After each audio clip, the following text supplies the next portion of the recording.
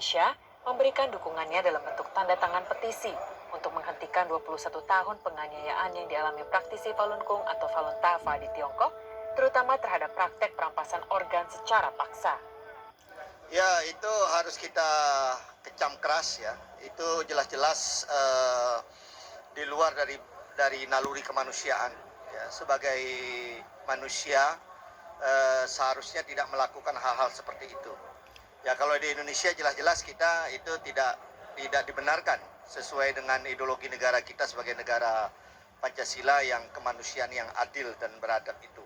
Petisi dukungan yang melibatkan 30 negara ini dianggap sebagai suatu hal mendasar yang patut dilakukan dalam mendukung kemanusiaan tanpa melihat agama, suku, maupun ras. Setiap manusia memiliki hak hidup, sehingga penyiksaan itu adalah mengarah kepada penghilangan nilai-nilai kemanusiaan. Dalam hal ini adalah melanggar Declaration of Human Rights. Para praktisi Falun Gong menggalang petisi ini selama bulan Juli di Jakarta dan sejumlah kota.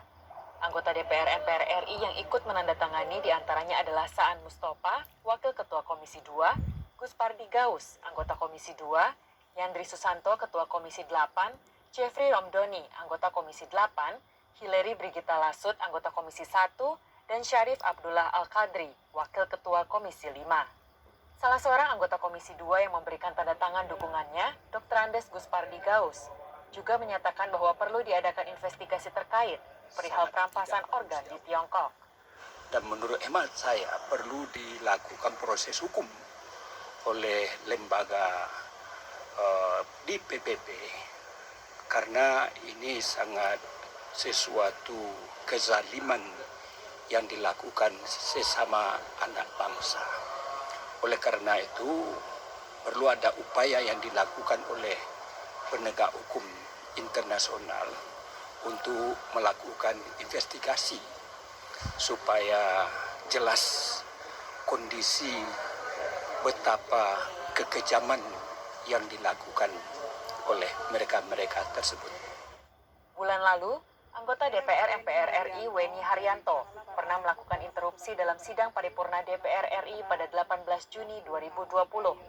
Anggota fraksi Partai Golkar ini dengan gagah berani meminta Parlemen Indonesia agar bersikap atas genosida dan penganiayaan yang dialami praktisi Falun Gong di Tiongkok. Khususnya selama 21 tahun terakhir, penganiayaan genosida terhadap Falun Gong atau Falun Dafa, di mana ribuan praktisinya telah dianiaya hingga meninggal, ratusan ribu telah ditahan di kem-kem kerja paksa, pusat pencucian otak, dan penjara.